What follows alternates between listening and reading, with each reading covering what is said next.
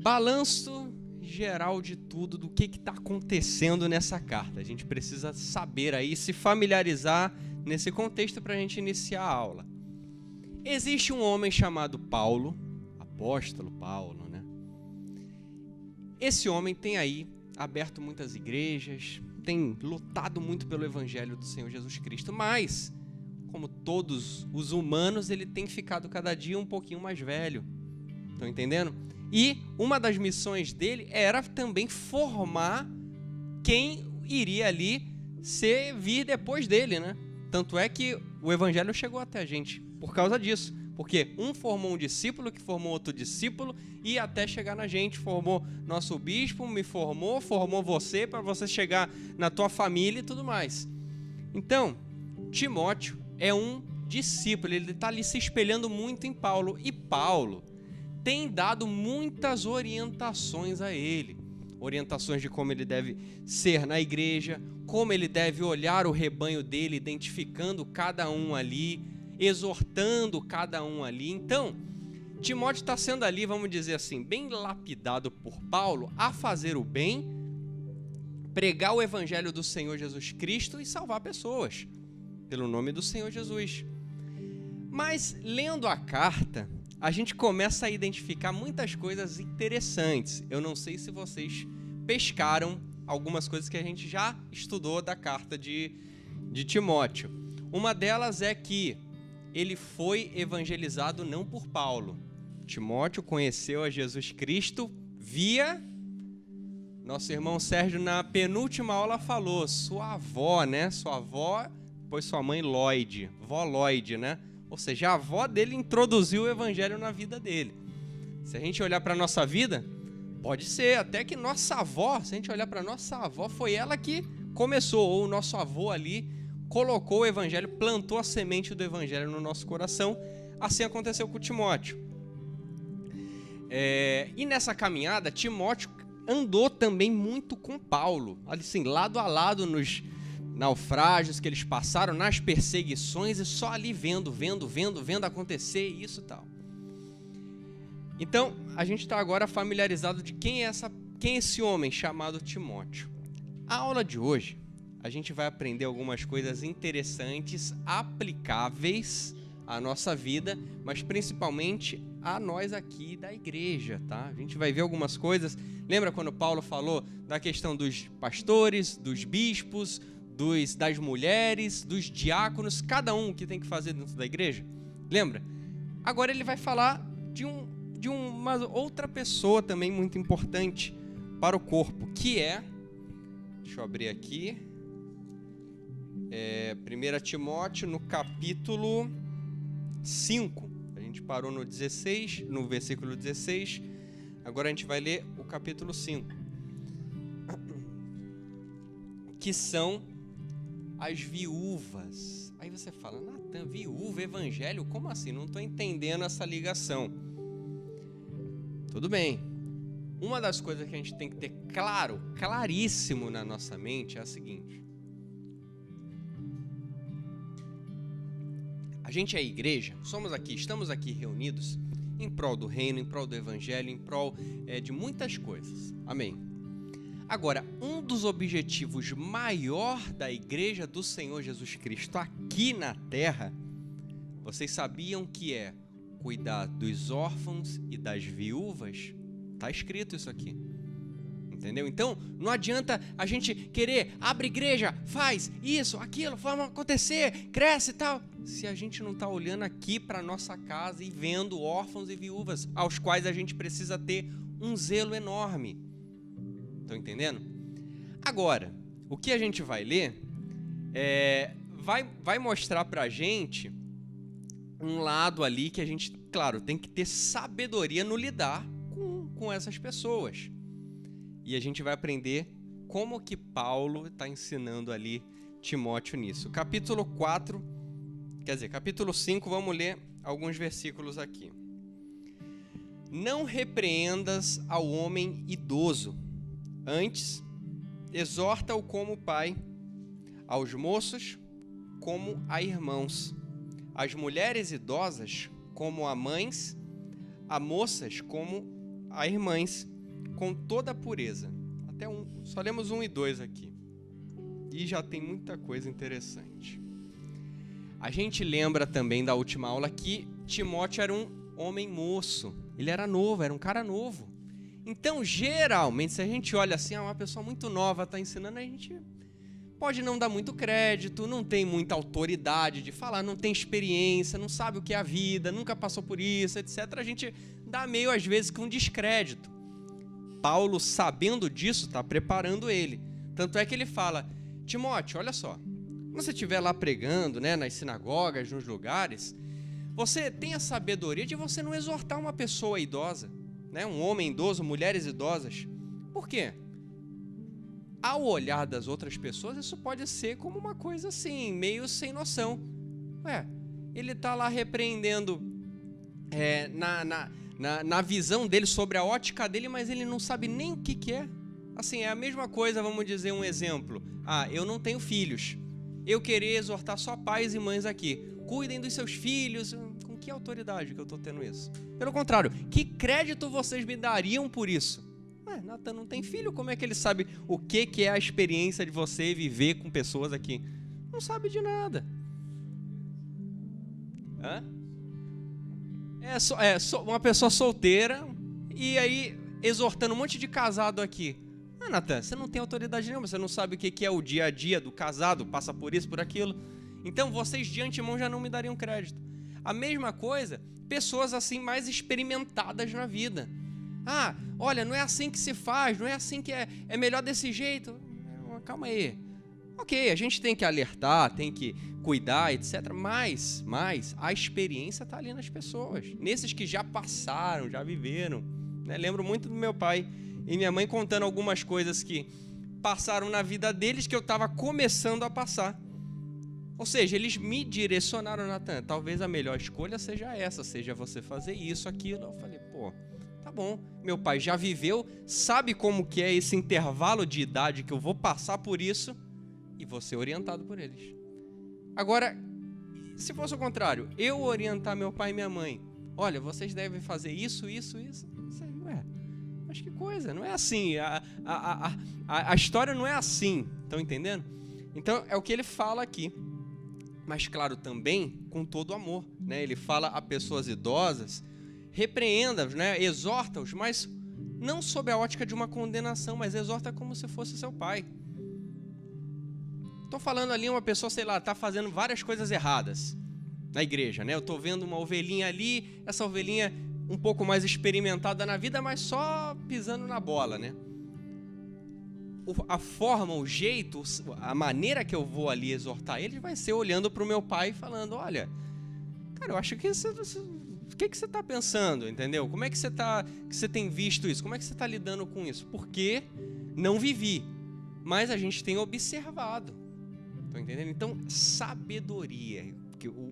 O ensinamento que ele está dando aqui é uma sabedoria para Timóteo. Assim também como ele fala aqui, irmãs, né? Moças e moços. Ou seja, eu pegar aqui e começar a pregar ou falar para alguém da minha idade. Isso eu sei realmente o que a gente tem vivido, quais são as tentações que a gente tem passado, tudo que a gente tem ali experimentado nesse intervalo de idade. Mas eu tenho que repreender ou exortar essa pessoa como se eu enxergasse ele como meu irmão. Exatamente, como se eu falasse com meu irmão. Entendeu? Para quê? Para eu não ter aquela falta de autoridade no saber, entendeu? No saber ensinar alguma coisa. Imaginem, a gente começar a querer falar, condenar, tá errado, tá isso, tá aquilo. Voltou. Tá isso, tá aquilo, mas não sou experimentado em nada disso, não passei por nada disso, certo? Continuando. Aí, Rafa, chegando aí, Daniel, Pérola. Sérgio também chegando aqui, Josi. Vamos lá. Versículo 3. Meu título diz, das viúvas. Agora a gente vai começar a aprender uma coisa interessante, tá? Honra as viúvas, verdadeiramente viúvas. Mas se alguma viúva tem filhos ou netos, que estes aprendam primeiro a exercer a piedade para com os da própria casa e a recompensar a seus progenitores, pois isto é aceitável diante de Deus. Aquela, porém, que é verdadeira viúva e não tem amparo, espera em Deus e persevera em súplicas e orações noite e dia. Entretanto, a que se entrega aos prazeres, mesmo viva, está morta. Até aqui. A gente leu aí do 3 ao 6 e já tem algumas coisas interessantes. No início da aula eu não falei para vocês que um dos objetivos da igreja era cuidar dos órfãos e das viúvas? Agora, Paulo está escrevendo para Timóteo o seguinte: sim, isso continua certo, mas as viúvas, verdadeiramente viúvas. Aí a gente, mas peraí, então tem falsa viúva? Como que é isso?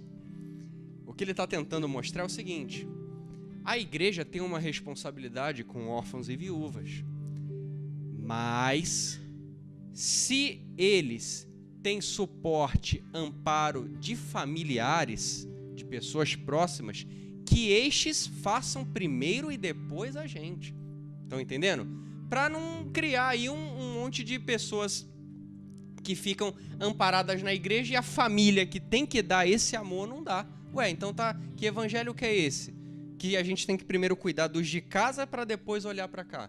Lembra uma das responsabilidades lá do bispo? Ele tem que governar primeiro a casa dele para governar as ovelhas. Não é o contrário, governa as ovelhas e não governa a casa. Uma pessoa, alguma pessoa órfã ou viúva que passa por isso e nenhum familiar a ajuda, então peraí, tem alguma coisa de errado, não é assim? Não é assim que as coisas funcionam.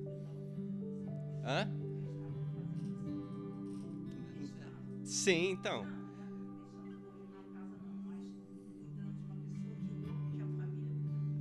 Então, a Josi até falou que estava no passado, né? Passando por isso, ou seja, às vezes, a gente até tem um coração muito generoso, muito solidário. A gente quer fazer realmente a obra de caridade, de amor, mas aí a gente olha, mas a pessoa tem família e ninguém da família ajuda e eu de fora que estou fazendo isso? Calma. Tudo bem, eu não vou deixar que o meu coração seja corrompido por esses maus, essas pessoas que não têm esse cuidado, mas alguma coisa está errada. Será que essa pessoa, eventualmente pode ter praticado alguma coisa que os familiares odiarem, não querer nem ver perto nem nada, Primeiro de tudo, a primeira lição: olhemos para os de casa, né? Imagina, a gente fazia o Tamo Junto. Tamo Junto era um projeto social com moradores de rua aqui em Nova Iguaçu.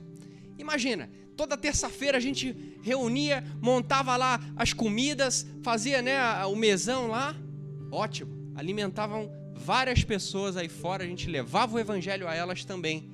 Mas se tivesse alguém dentro da igreja aqui, participante do corpo de Cristo, padecendo necessidade, a gente já estava errado aí. Porque a gente está deixando de cuidar dos nossos aqui, dos presentes no corpo, para fazer uma obra bonita, gloriosa lá fora? Sim, mas não estamos governando bem a nossa própria casa, a nossa própria igreja. Aí está errado. É isso aqui que Paulo está tentando evidenciar para Timóteo. As viúvas, mas as verdadeiras viúvas. Estão entendendo? Vamos lá. Ficou frio. Continuando, a gente parou no 6, né? Paramos no 7, vamos continuar no 6. Ora, se alguém não tem cuidado dos seus, especialmente dos da própria casa, tem negado a fé e é pior do que o descrente. Isso aqui é pesado, mas vamos lá, vamos continuar e a gente volta aqui. Não seja inscrita senão viúva que conte ao menos 60 anos de idade e tenha sido esposa de um só marido. Seja recomendada pelo testemunho de boas obras, tenha criado filhos, exercitado hospitalidade, lavado os pés aos santos, socorrido a atribulados. Se viveu na prática zelosa de toda boa obra. Olha agora o que Paulo vai falar. Mas rejeita viúvas mais novas, porque quando se tornam levianas contra Cristo, querem casar-se, tornando-se condenáveis por anularem o seu primeiro compromisso. Até aqui, para a gente entender bem. Quando a gente lê o 8, a gente vê o seguinte, recapitulando. Se alguém não tem cuidado dos seus, especialmente dos da própria casa, tem negado a fé e é pior do que um descrente. É a mesma coisa de que se a gente vem na igreja, faz aí o ministério, tem um compromisso com a obra, mas a minha família, quero nem saber se está precisando de ajuda, se está precisando de algum auxílio, de alguma coisa, de algum suporte, não quero nem saber. Mas na igreja eu estou presente aqui todo domingo, toda segunda, não falta a escala, não falta a aula, não falta nada.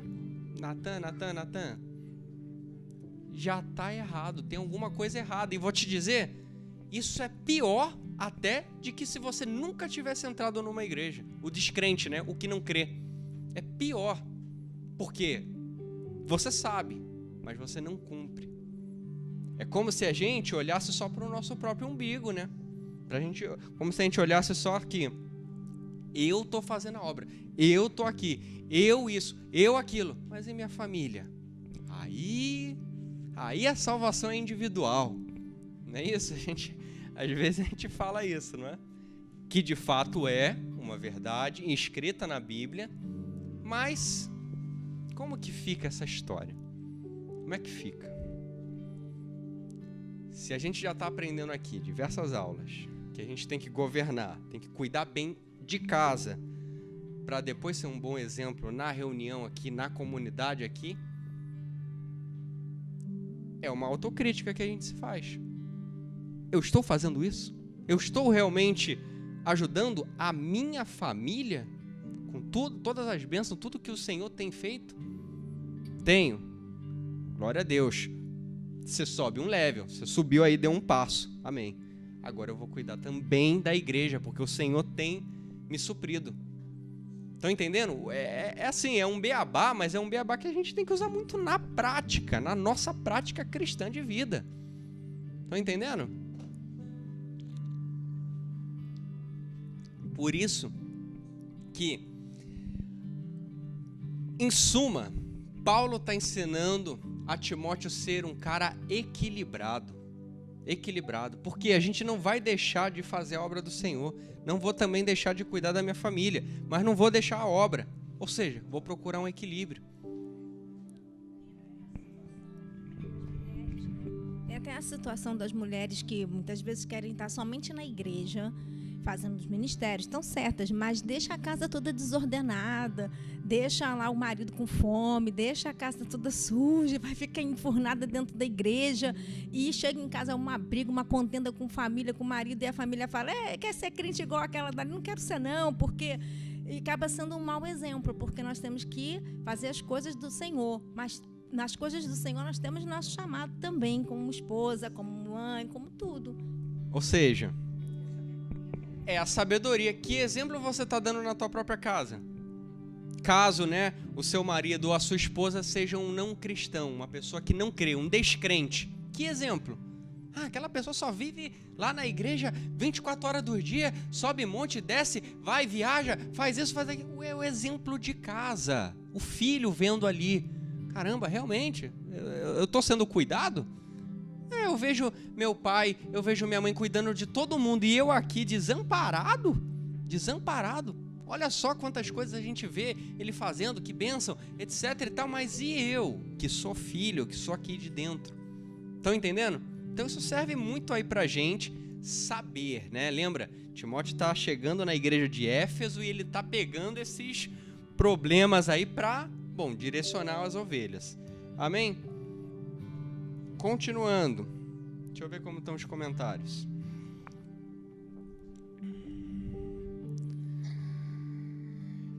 Angélica comentou aqui, um beijo, Angélica. Vem hoje, hein, Angélica? Chama o Álvaro aí, Juliana. Maria Antonieta, a paz do Senhor, boa noite, Maria Antonieta. Sara Lopes, lá de Maricá, um beijo. Sara Conceição e Maria. Minha avó Tereza aqui colocou, boa noite, Natan. Hoje em dia, a experiência que eu passei. Quando a gente estava falando, né? Sim. Não passo mais. Muito bom. E vamos lá, continuando.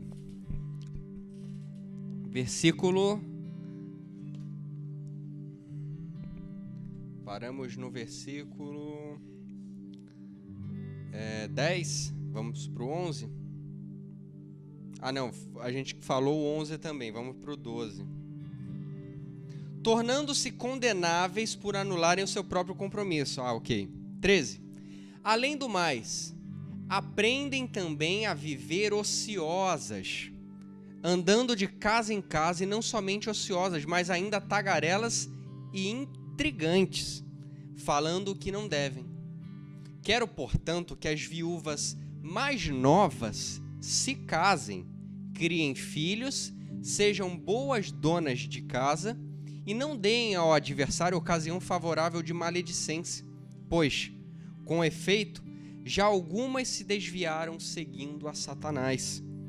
Se alguma crente tem viúvas em sua família, socorra-as e não fique sobrecarregada a igreja, para que esta possa socorrer as que são verdadeiramente viúvas. Olha só, Paulo aqui está colocando 3 características de viúvas. Primeiro, viúvas acima de 60 anos. A gente leu alguns versículos atrás. Ou seja, viúvas que, já são um pouco mais idosas. Que se casaram só uma vez, que foram zelosas na obra, tudo. Então tem essa primeira. A segunda viúva que ele dá aqui de exemplo são as viúvas levianas. Aí você fala, Nata, viúva leviana. Vamos lá, vamos tentar entender. Ou seja, uma pessoa que passou por esse momento de tristeza, mas ela não se apegou ali ao reino, à palavra, a se dedicar-se realmente à obra. Não, pelo contrário, agora que ela supostamente está livre, ela não para de correr atrás de casamento, de visita isso, de conhece esse, de faz isso, ou seja, o foco, sabe? O foco dela agora, nossa, eu preciso de alguém, eu preciso me saciar, ou seja, foco. Viúvas levianas. E a terceira que ele fala são as viúvas novas, ou seja, mulheres ali que tiveram esse momento triste, mas que são novas. Essas, Paulo dá uma recomendação, que se casem novamente, entendeu? E não fiquem como essas levianas que andam de casa em casa, viu eles falando aqui? Andam de casa em casa, intrigantes, tagarelas, ou seja, fofoca da vida de todo mundo, fala de todo mundo, e as pessoas já têm até um estereótipo dessa pessoa, dessa imagem, né? Dessa mulher assim. Ou seja, são 3 aí. E para cada uma dessas, ele dá um direcionamento. Para todas, que a família a socorra primeiro, se ela tem filhos, netos, irmãos, pais, certo? Para que, ele fala ainda no final, não seja sobrecarregada a igreja, porque a igreja tinha esse compromisso de fornecer um auxílio para a pessoa viver. Imagina, uma pessoa que passou 50 anos da vida dela como uma mulher exemplar, boa dona de casa, zelosa da obra, e 50 anos depois ela passa por esse momento triste na vida dela. O que acontece? Desamparada. Às vezes a pessoa nunca trabalhou, às vezes não tem experiência de nada, às vezes não tem nada, acabou a vida. Aí entra sim a igreja fornecendo, ajudando, auxiliando. Porque, como ele está falando aqui, verdadeiras viúvas. Agora, as outras ali, não, ele direciona, as que foram novas se casam, etc. Beleza? Continuando. Versículo 17. Agora, tem algum presbítero aqui na igreja hoje? Presbítera? Presbítera Sandra. Então, essa mensagem aí de Paulo vai ser para você, hein, tio? Paulo já falou pro para o bispo, já falou para os diáconos, agora ele vai falar para os presbíteros. Marcinha é diácona? Não? Ah, é diaconisa, né? Não é diácona. 17. Devem ser considerados merecedores de dobrados honorários os presbíteros que presidem bem, com especialidade, os que se afadigam na palavra e no ensino, pois a Escrita declara: não amordaces o boi quando pisa o trigo, e ainda o trabalhador é digno do seu salário. Não aceites denúncia contra presbítero, senão exclusivamente sob o depoimento de 2 ou 3 testemunhas.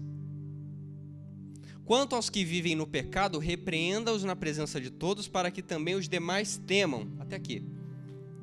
Presbítero. A gente sabe também que Pedro, né, apóstolo Pedro, discípulo lá que caminhou com Jesus, ele também era presbítero, tá? Então, Paulo está falando o seguinte: se para as viúvas a igreja tem um honorário, né, tem um auxílio ali para suprir a vida dessa pessoa, ele já começa falando dos presbíteros, aqueles que são dedicados exclusivamente à obra, que sejam dobrados os honorários dele, ou seja, dobrado ali o salário dele. Por quê? É uma pessoa que está com dedicação exclusiva para o reino, né? Assim como muitos dos discípulos eram. Volta e meia, né, fazia um bico aqui, um bico ali, tanto é que Paulo montava uma cerca ali, montava uma tenda aqui e tal, mas os que são exclusivos, eles têm esse direito de dobrar os honorários. Por quê? O trabalhador é digno do seu salário, né? Quantas vezes a gente não já ouviu isso, né? Ou seja, se você trabalha, mesmo que seja na igreja, né, suprindo, aconselhando, visitando, pregando, etc., é um trabalho, e esse trabalho é digno de um salário. Porque isso aqui é interessante. Isso aqui é muito interessante. E agora vai ser um momento aí que vocês vão ter que refletir comigo. Não quero entrar em polêmicas, mas vamos só, né, deixar a mente aberta. Uma pessoa que tem uma dedicação exclusiva ao ministério, prega, faz missão, faz aquilo, faz isso, tal, pá. Essa pessoa é digna de um salário? O que vocês acham? Sim? Não tem opinião ou não? O que vocês acham? Dedicação exclusiva. Sim, sim, sim. Agora eu vou perguntar o seguinte: se essa mesma pessoa vive, né, disso, ela vive do evangelho, de pregar, de fazer, essa mesma pessoa pode cobrar para ministrar em alguma outra igreja? Mas ela não é digna do salário dela? Ela não vive disso? Não? Não? E aí? Por quê? Uma realidade, né, Josi falou aqui, pior que cobram, né? Mas você vê o que foge aí do nosso senso até de justiça mesmo, o senso assim, da gente como cristão, né? O senso moral, talvez. Poxa, que exemplo que você está me dando? Se você já vive exclusivamente disso e não te falta, não falta, a igreja te supre, aí você quer tirar um a mais, você quer fazer um a mais, você quer se... Aí lembra daquilo da gente ser irrepreensível, né? Pastores, bispos serem pessoas irrepreensíveis. Aqui já está uma bola fora.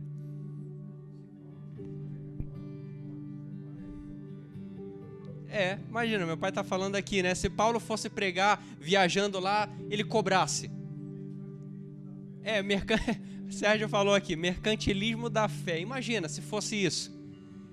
Porque isso não está longe dos nossos olhos, não.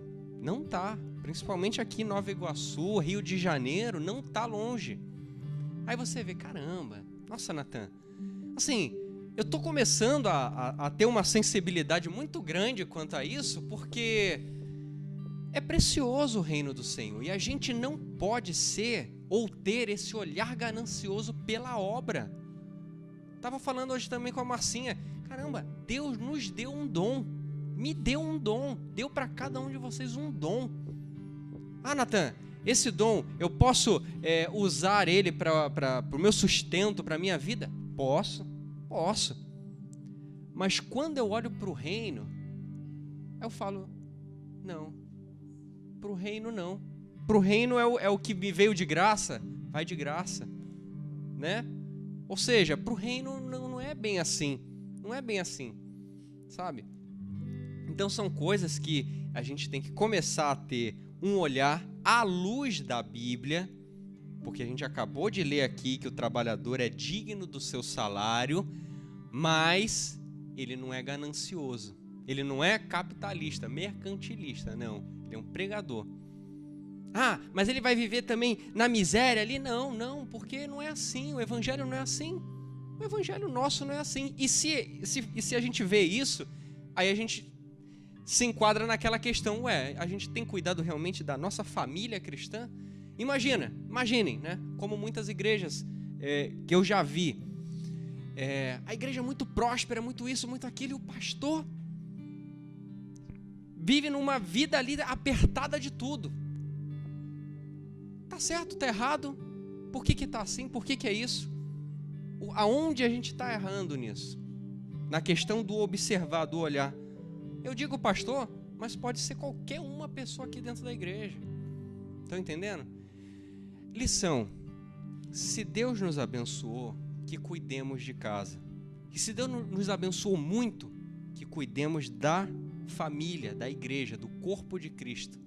E se Deus abençoar muito, muito, muito ainda mais, que cuidemos também dos de fora. Ou seja, tem um estágiozinho, estão entendendo? Certo? Então, continuando. Eu falei certo, a Pérola falou certo. Continuando, deixa eu ver aqui se tem comentários. Cadê? Como é que vira aqui?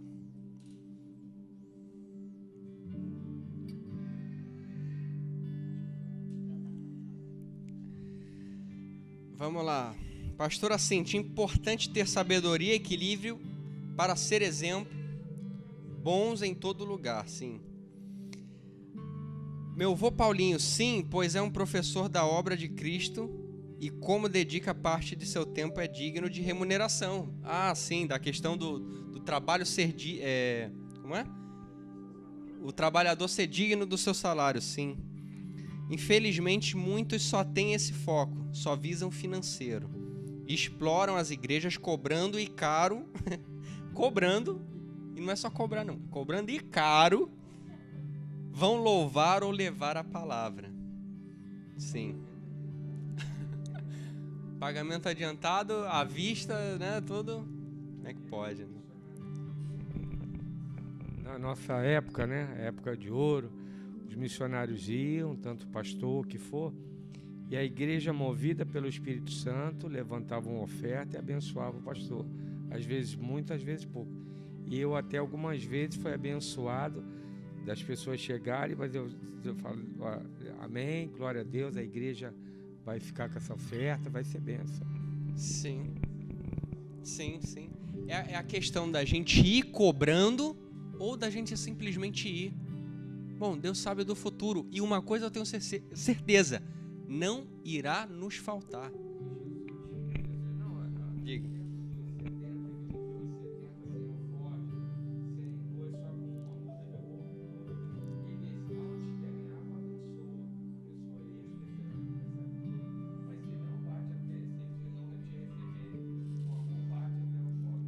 Sim.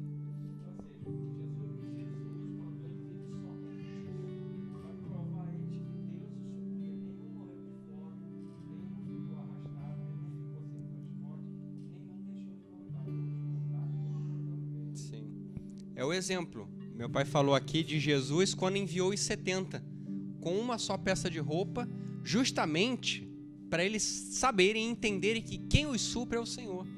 e não aqui as coisas mundanas, ou a tua cobrança antecipada, ou não, quem te supre é o Senhor.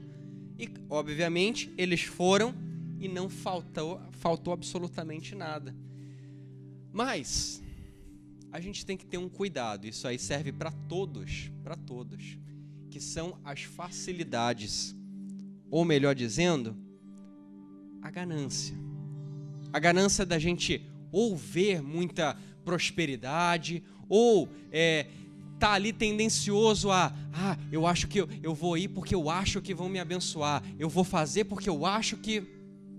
Tenham cuidado, porque isso aí é uma semente de Satanás para te colocar como uma pedra de tropeço. Porque até você seja uma bênção, mas em um futuro próximo, nada fica barato ou de graça para Satanás. Ele vai cobrar com todo o direito, tá? Ele vai cobrar com todo o direito. Diga, Josi.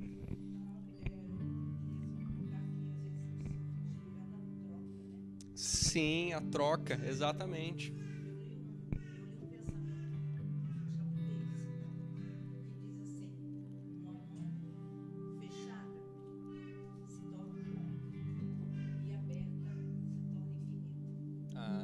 Interessante. Interessante. Ó, sim. Isso é uma coisa interessante, porque eu já vi uma frase que está sendo muito comum agora, né? Que é assim, vamos ver se vocês estão alinhados aí ou não, o que vocês estão achando. Alguma coisa que diz assim, abençoem alguém sem olhar a quem. Já ouviram ou já viram isso em algum lugar? E aí, baseado nessa frase e o que a gente acabou de estudar, faz sentido? Não faz sentido? Tá certo? Tá errado? Ao olhar cristão, sob a ótica cristã? E aí? É de se pensar isso.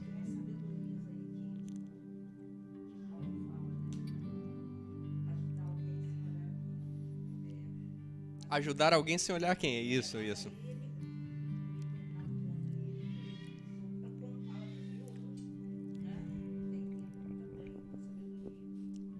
Exato.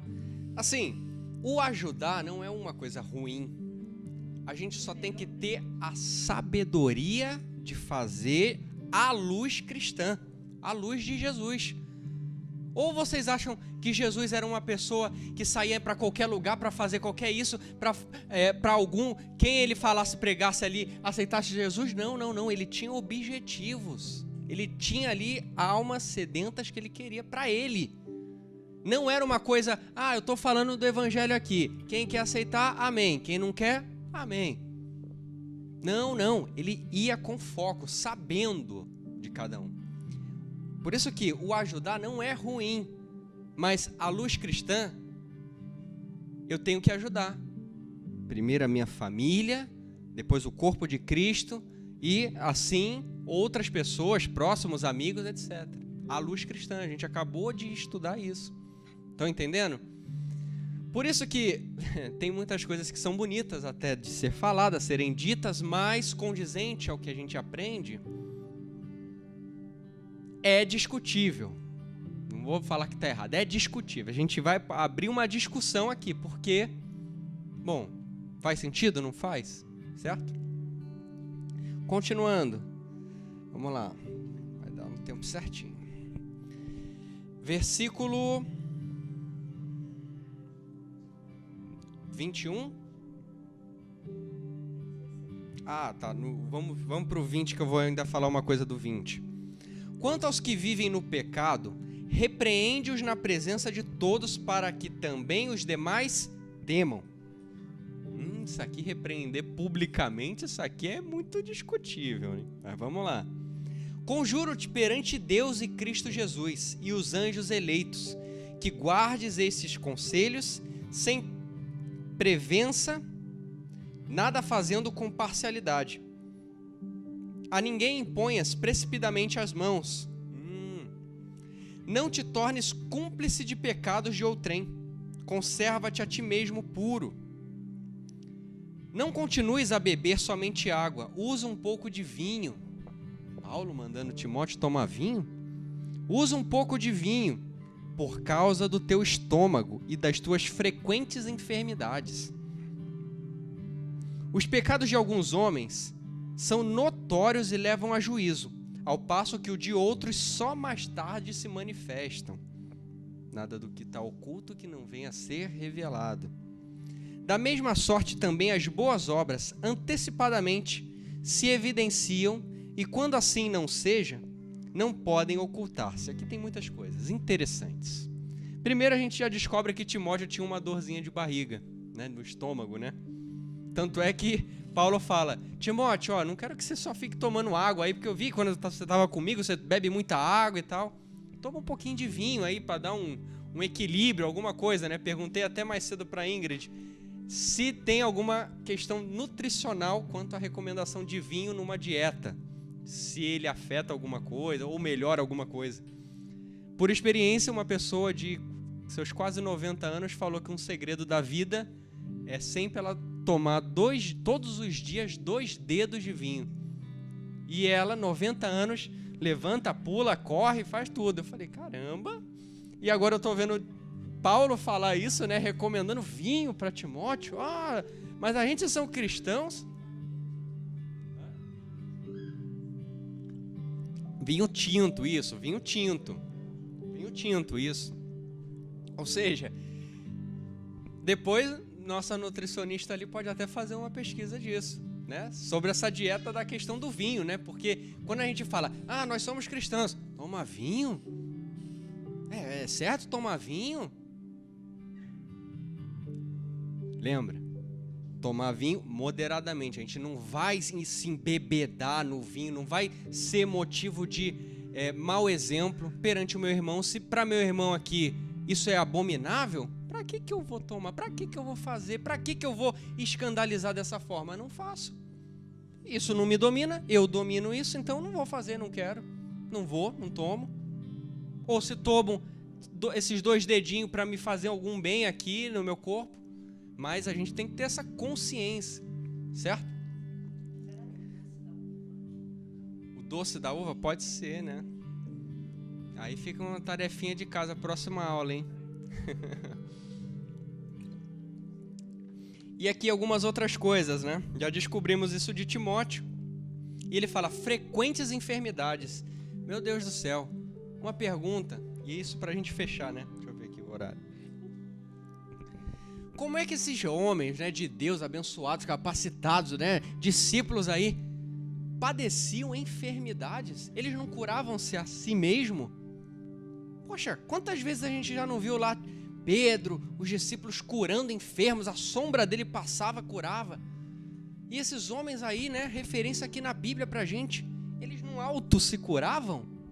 Tá acontecendo? Não tem poder para isso? Ou não acontece? Isso aqui é uma pergunta muito complexa. Como é que pode? Como é que pode a gente, vamos dizer, né, na pessoa de Timóteo, que padece uma enfermidade estomacal aí, alguma coisa, pregar cura, sendo que ele mesmo não é curado? Estão entendendo? Ficou um silêncio aqui, né? Porque, poxa, então qual que é a saída?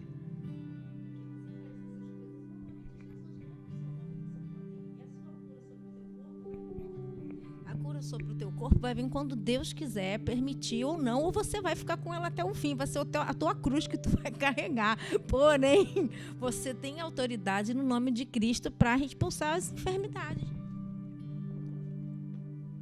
Sim, faz sentido. Faz sentido, mas é porque a gente quer sempre olhar para o lado humano, lembra? A gente está olhando ali, é um homem, isso é um homem. Mas a pessoa que cura não é o homem ali, não é Paulo, não é Pedro, não é Timóteo, não são eles. É Jesus que nos cura, pelas suas pisaduras que somos curados, sarados. Estão entendendo? Tá vendo como a gente está associando a homens? A gente associa, toma cuidado. A gente associa bênção, prosperidade, isso a homem. Não, mas aquilo ali é um homem, padece as mesmas tentações e pecados que eu. Quem o capacita é o Senhor Jesus Cristo. Quem o realiza é o Senhor Jesus. Assim na vida dele quanto na minha vida. Por isso que Timóteo tem sim autoridade de pregar cura pelo nome de Jesus, não pela minha própria autoridade. Na prova de Paulo, eu não sei o que era. Poderia ser uma enfermidade, poderia ser porque ele é solteiro, sei lá o que era. Mas diz que o Senhor falou para ele: Paulo, fica em paz aí, a minha graça te basta. Continua fazendo a obra, continua pregando, continua fazendo, né? Ele tinha o quê? Um espinho na carne, alguma coisa que fosse. Que pode ser um pecado, uma tentação, ou alguma enfermidade, ou uma doença, alguma coisa assim, não é? Não se alimentava direito? Então, tem muitas coisas envolvendo a alimentação, já reparou, né, Ingrid? Depois que a gente teve aquela palestra, né, a dieta de Jesus, eu comecei a olhar e ler agora a Bíblia sobre a ótica de alimentos, sabe? De muitas coisas parecendo, né, vendo sobre essa questão. Hã? Sim, não era uma água potável, né? Sim. Ingrid, isso é bem interessante, né? Até procurar a questão da alimentação deles há 2000 anos atrás, uma coisa assim, né? Interessante. Bom, e para fechar, agora com chave de ouro, vamos fechar. Tinha ainda mais alguns pontos, mas não vai dar tempo, a gente continua na próxima aula. Repreenda em público. Vocês leram isso? Cadê? Os pecados de alguns homens, são notórios e levam a juízo, ao passo que os de outros são só mais tarde se manifestam. Não é aqui.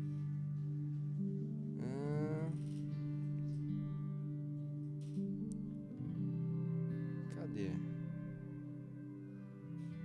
20. Quanto aos que vivem no pecado, repreenda-os na presença de todos, para que também os demais temam. Pessoal, queria uma oportunidade aqui para falar que o irmão aqui cometeu um pecado muito ruim. Na presença de todos aqui. Eu estou expondo ali o irmão. Esse irmão aqui, ó, cometeu esse pecado assim. É isso que ele está falando ou não? Então o que ele está falando? Porque ele falou aqui na presença de todos. Para que temam. Aí agora você está aí sentado na tua cadeira se tremendo. Ai meu Deus, tomara que o pastor não descubra que eu fiz isso, porque senão eu sou o próximo aí a ser exposto aqui na igreja. Todo mundo vai saber aí que eu fiz algum pecado, alguma coisa. A questão é que Jesus Cristo disse: se alguém tiver em pecado, vai para ele. Se não te ouvir, vai com alguém. Se ainda assim não te ouvir, considera como um gentil. Ou seja, a partir dali, ele tem um pecado instaurado aí, esse tem que ser exposto publicamente. Uma coisa que você pode repreender o irmão ali, o irmão vai te ouvir e vai se arrepender. Mas se ele não te ouvir, tu leva o irmão junto, se não leva o pastor, e aí Sim. vai considerar ele como um pecador. Aí esse cara vai dizer: ó, fulano de tal, nós falamos.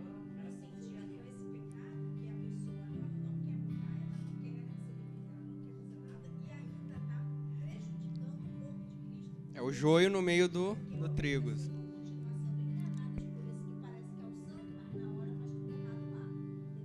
Sim.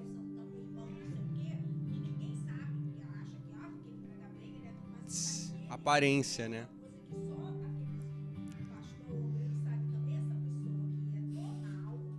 Sim.